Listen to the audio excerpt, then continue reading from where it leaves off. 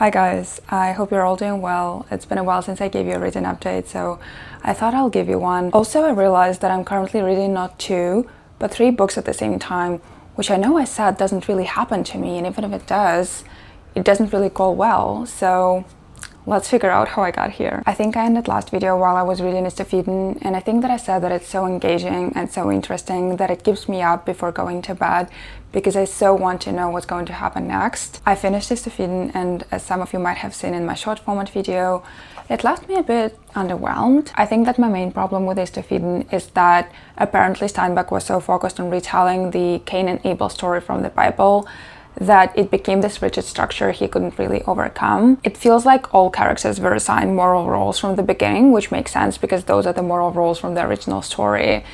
And then throughout the entire novel, they don't really change. I think I just tend to love stories where there's some character development or character introspection a bit more. You also can't help feeling like the book is written for young men because the ideas inside it are so simplistic and there are no interesting, complex female characters in it. One female character is just mythologically evil throughout the whole plot.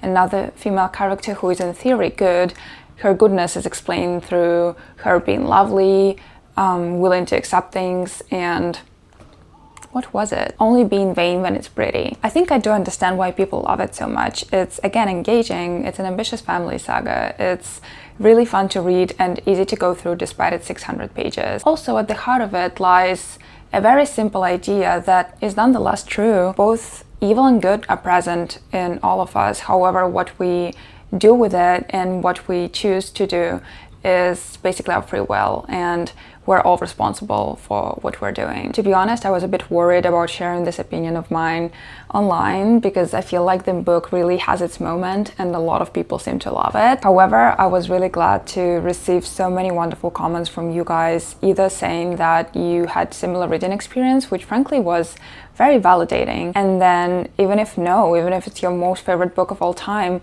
a lot of you still said that you didn't feel offended by what I said and on the contrary valued contrasting opinion. I thought that it's great and this makes me believe in humanity again. By the way, the reason why I'm holding this written notebook is not because it's very pretty, though it is. I was reading Beaheading on my Kindle, but here I was taking notes. I've been having this notebook for a few years now. It was a gift that for some reason I never ended up using.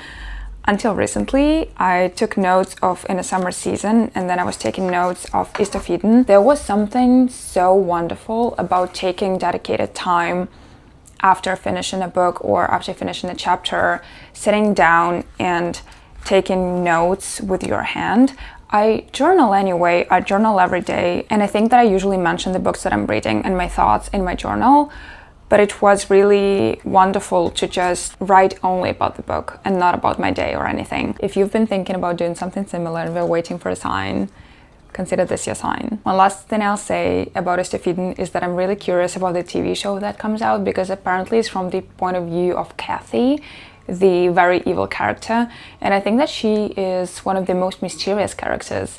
And I'm curious how the people who made the show have resolved her mystery. Then I read Invitation to a Beheading by Vladimir Nabokov, who is one of my favorite authors, as you know. It's probably the most underrated novel that he wrote, and I truly think that this is the novel that he should be known for and not Lolita. We follow a 30-year-old professor named Cincinnatus who is sentenced to a beheading for being different from others. And we get to spend his last few weeks in the prison with him as he is reflecting on his life and also thinking about death because he is not told the date of his beheading. So it could be tomorrow, it could be a year away, it could be 30 years away. I realized that the setup is easy to take for something anti-utopian or Kafkaesque. However, the book is not political, it's philosophical.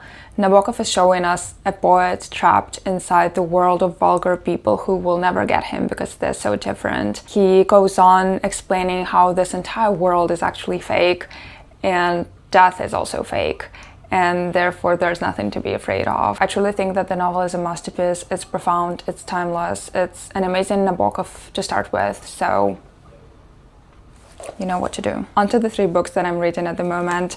The first is Glory by Nabokov. I realized that I only have 2 novels left by him that he wrote in Russian. It's a story about a boy, a young man who flees Russia after the Soviet Revolution, but then apparently he will go back. The prose in it is very similar to Mary and The Gift, two of my favorite novels by Nabokov, so I'm really enjoying it so far. It's full of gentle nostalgia for Russian youth, which I am personally really drawn to.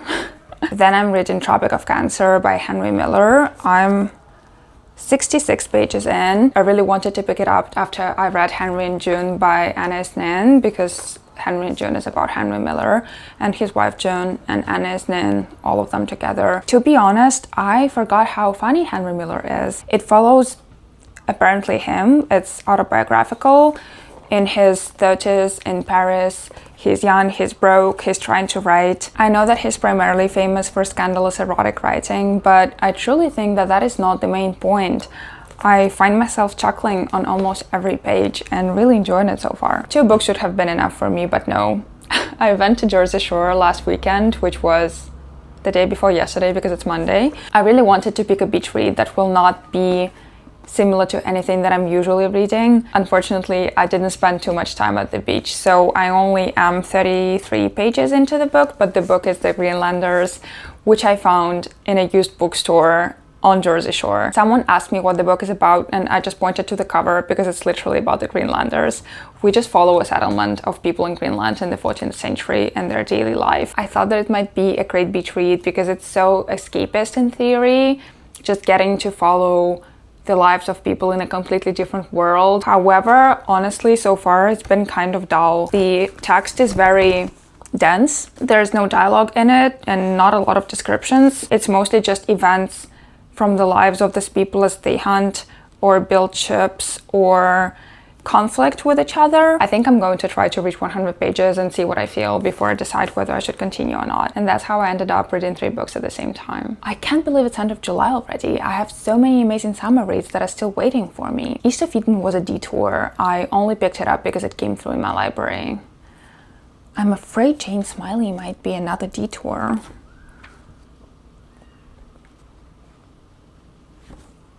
Maybe it's worth it.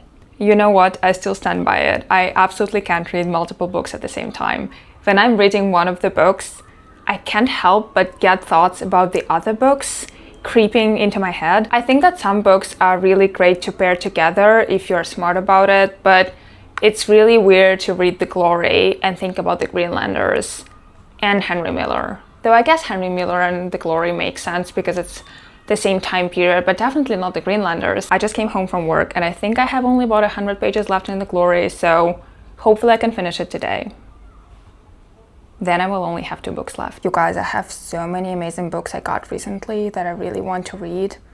Shall I show them to you right now?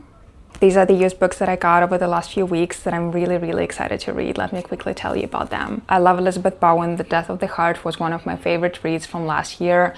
This book is about 3 girls who were friends when they were kids, and then we get to see how their friendship and relationship has evolved throughout the years. I think they're about 60 in the book. I really like reading about female friendship, and this cover has made me think of Elena Ferrante's My Brilliant Friend, specifically about the chapter where Lenu and Lila go to the beach instead of going to school. Fun fact, I read My Brilliant Friend in Russian almost 10 years ago. Next year's book I got is actually new. I think it was literally published this year. I think it's a romantic comedy. It says, she, the main character, encounters a nice-eyed stranger who returns her forgotten umbrella and finds herself catapulted into a dizzying year-long whirlwind of obsession. I heard about Polly Barton from Jess, the curated reading room. I think that she said that Polly Barton is a translator from Japanese. I have a lot of interest and respect in translators and their craftsmanship. I think they are the people who know the intricacies of languages so well, so I'm really excited to read her novel. This one is a Virago Modern Classic, and though it is not the edition that I usually collect, I've heard a lot of great things about Vita Sackville-West. This novel is about a woman who has an ambition to become an artist, but she became instead the dutiful wife of a great statesman and mother to 6 children. That sounds like a classic Virago that I'm going to love. Next, if you know anything about my literary taste and my love for nostalgia in literature, then it will be no surprise to you that of course I'm planning at some point in my life to read all 7 volumes of In Search of Lost Time. Is that the way you say that in English? By Marcel Proust. I was actually thinking of reading a Russian translation because I just feel like Proust is known for full-on sentences, a lot of details in his prose, and I think that Russian will do a better job at reflecting that. However, what I learned is that there are 3 canonical Russian translations, and yet none of them have completed the whole 7 volumes of the novel. I don't want to start one translation and then go on with another, though maybe it is the right way to interact with this novel specifically. I don't know for sure yet, but I thought that I will start with English, and I got this beautiful Penguin classic with Monet on it, though I don't know if I want to read this specific copy because I don't know if it will survive that, so I will probably read it as an ebook, but I'm so glad to have this physical copy. The last book in the pile is another Virago modern classic. Frankly speaking, I have never heard of it or the author, but the reason why I got it is because the cover has reminded me of a very specific kind of edition of some of my most favorite books. Bryce had Revisited, A Month in the Country, The Go-Between. I will show them here. And then I read that it's a rich panoramic novel bringing vividly to life a rural community on the brink of change, which made me think of A View of the Harbor, which you know is a book that I absolutely love by Elizabeth Taylor. I kind of think that that's all I need to know about it to know that I'm gonna love it. I don't even know what I love more, talking about books that I've read already or books that I'm going to read. Speaking of the books that I'm going to read, it's time for Nabokov. It is a bit random, but I finally hung up a picture that I brought with me from Japan, and I'm really happy with how it turned out. I really like how she carries the brush in her teeth, this little piece of hair stuck out, and also this somewhat western mountain scenery. I finished Glory and I loved it. Like I said, we follow a man who flees Soviet revolution, finds himself in unrequited love, and decides to do something adventurous and reckless about it, to go back. I think it is very interesting to compare to Mary and The Gift, because in those two, the main character is also a young man who flees the Soviet Revolution. However, their resolution is very different from Glory. Though in all honesty, I do recognize that I just have a soft spot for Russian nostalgia. And now I'm back to Tropic of Cancer. I still think it's funny. I really like his writing style, despite all of the vulgar details, which I do see how some people might find borderline offensive, honestly. Somehow I'm just able to not see them as such. I wanted to share with you a passage that I read last night that I found just fascinating. Somehow the realization that nothing was to be hoped for had a salutary effect upon me. For weeks and months, for years, in fact all my life, I had been looking forward to something happening, some intrinsic event that would alter my life. And now suddenly, inspired by the absolute hopelessness of everything, I felt relieved, felt as though a great burden had been lifted from my shoulders. I think it's great. I hope you didn't mind my whimsical nails, having lost a bit of their whimsy.